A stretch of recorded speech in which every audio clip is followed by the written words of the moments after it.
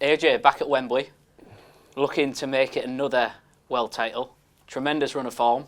How does it feel? Is it sunk in yet that you're going back to Wembley and you've got this huge fight coming up? It's a great question. It hasn't actually sunk in just yet, no. I feel because after my last fight, we stayed consistent in the gym, which was a main priority. So I'm not under any pressure.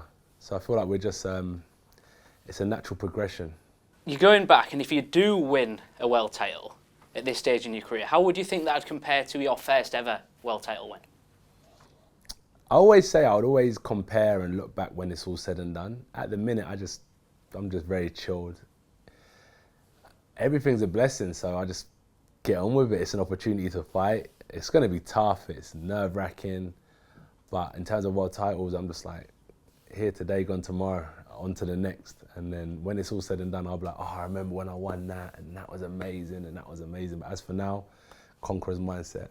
Win, on to the next. Just one step at a time. One step at a time.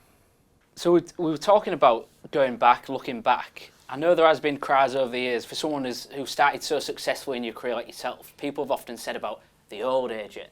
But since linking up with Ben Davison, I feel like we've seen a bit more aggression. I feel like you've looked so good in your last fights. Is this a new AJ? Yeah, you can say so. You can say so for sure.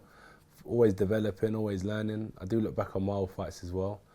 And at the end of the day, there were different type of opponents. I was at the championship level from my 16th fight, which I could have been beating a lot lesser challenging opponents for many a years. I could have been coming into my world title years now, but I've done it early. So what I'm trying to say is that when I'm fighting guys, it's hard to look unbelievable against someone that's basically on the same level as you. You know, it's world championship fights, they're 50-50s. So, but I get it. People, they expect a lot. They want to see dominance. And that's why I've always tried to, you know, stay dedicated to my craft and improve to try and separate myself. Definitely, and you know, another opponent now that he's coming into the peak of their powers, I think there's a lot of sort of general consensus is that he's the best he's ever been. Yeah. How do you rate him, and what do you see as the biggest threat that he's going to bring? I rate him highly, and what is he going to bring? He's going to bring a lot of aggression, hunger. Yeah, they're the things I think he'll bring: aggression and hunger, and I rate his ability.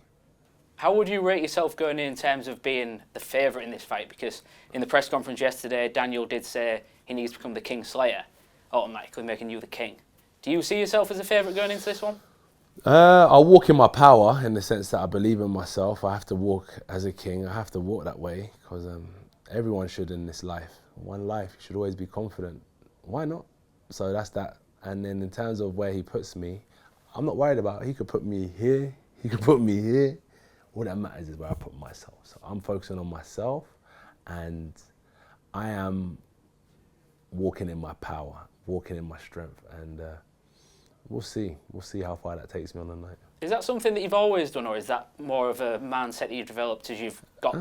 Something I've always done. Something I've always done. Just not get caught up in a lot of the hype, the stuff that goes on and around the sport. Just kept myself to myself and focus on what I need to focus on. So yeah, that's what kept me in my strength. I don't really get misguided by anyone's influence. Well, speaking of hype, there was rumours of a little bit of aggro backstage yesterday going on. Is there any truth to that? What's your version of events? Was there any? No, all of that like Carl Froch and Draw Grove stuff, you know, we could all do a bit of pulling and pushing, a bit of pushing and shoving. You seen that on the gloves are off? Yeah. It happens. It happens in face-offs and stuff, but it's nothing personal to me. No hands were put on anyone, but there's tension in the air. We're gonna fight, so there's tension in the air. So I expect that, and I respect it. I want that.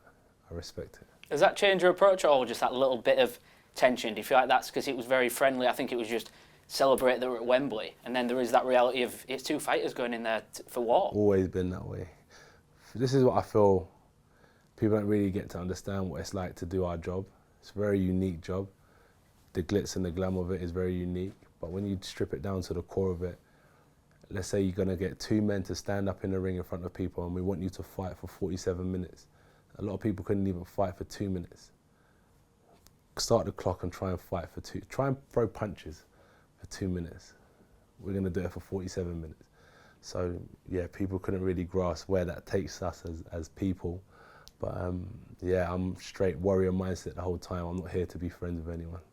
I feel like you do preach in a good way mindset a lot about. I feel like it's a point where mindset's over everything to an extent. Do you feel like that's become such a big part of going in, not just in boxing but just in life, having that mindset? Has that become just as important as the actual ring work? Yeah, because the mind controls everything. The mind tells everything what's going on. So, but then the mind's a battle as well. It sometimes tries to tell you what to do and how to act. It's an interesting place to mind, but mind is everything, and it's an important tool.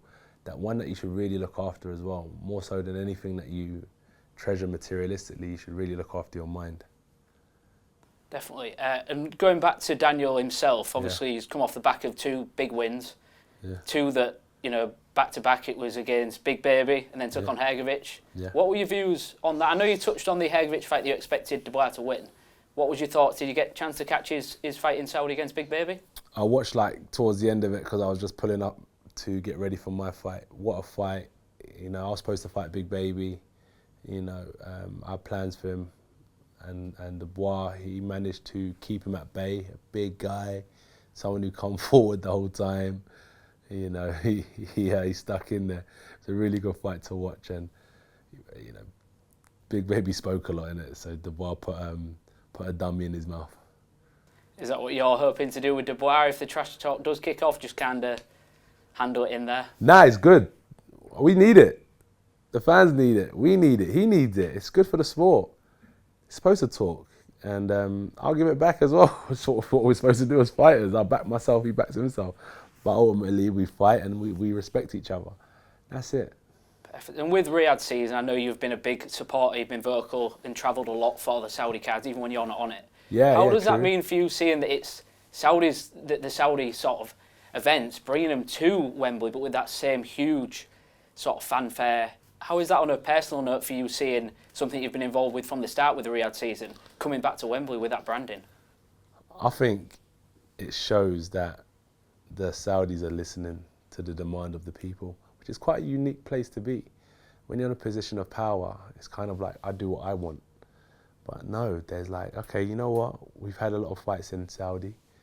We're going to take Riyadh season around the world now and showcase what Saudi has to offer. So it's like, look, we're going to bring you so many concerts. They've got so many good things happening on the fight. It's not just going to be about boxing. There's going to be like pop-up stores, places where people can come and visit what it's like to be in Saudi. People be able to hopefully get an opportunity to travel to Saudi. It's more than just boxing what they're bringing, and I think it's sick. I do think it's sick. If I was a fan, I'd be like, yeah, I'm back in the Saudis all the way. I'll be real, And I go to America, I go to UK to watch boxing, and it's good to have the Saudis involved in it as well. It's just adding so much more to what's already a thriving industry. Yeah, I suppose you could argue that people have been saying, oh, it's amazing we're getting these huge fights finally, but we're not getting them on home soil. But that's not the case anymore. Exactly. That's what I say. People are listening and they're being heard. So keep voicing your opinions, and it's nice that we've got people that want to listen. But these fights, they're going to continue to happen all around the world. And that's a good fighter is one that can fight on all different territories, So it's good to be able to fight in Saudi, fight in the States, fight in the UK. They seem to be the 3 main hubs for boxing. Perfect. And talking of big fights and upcoming things, I'd be amiss if I didn't mention the name Tyson Fury in terms of it's rare that people that have never touched gloves in the ring, your careers have been so intertwined without ever having to step in the ring together. Is that something, win, lose or draw, is that just something that see as it goes, or is that on your mind? How do you mean? Like a potential fight with Tyson Fury. Yeah. Is that something that plays on your mind at all for the legacy or anything like that? Yeah, it does. It needs to happen. It's just taking long. It needs to happen. But he's got his hands full, so have I. Let's both do our jobs and we'll see a positive 2025, I'm sure of it. Because as we know, the people that are listening want to make good things happen. So potentially we might see Tyson Fury and Anthony Joshua enter a ring in a collaboration with Riyadh season here in London. Just hearing it's exciting. Yeah. Just hearing it. But let's get focused on Daniel. That's our main objective, and we'll see what happens there. Of course, and like I say, you're focused on Daniel. Tyson will be focused on Usyk. Yeah. What are your thoughts on that for the rematch? I don't know if you call. I'm sure you'll call it the first fight. In fact, you did because you was in Saudi for it. Yeah. What are your thoughts on that rematch? How do you expect that to play out? I think it's going to be a tough fight early on, and then I feel like Usyk will edge it again. He's a class operator, so I think Usyk's one of the best out there. That's why I think he'll win. What's your prediction in terms of the way it's going to play out, the fight? Do you have an idea of how you'd like to see it finish, or is it just win at all costs? I agree. I feel like win at all costs is important. And interestingly, my coach always says if you do what you need to do, winning looks spectacular. And I'm like, what do you mean by that? Give the fans what they want.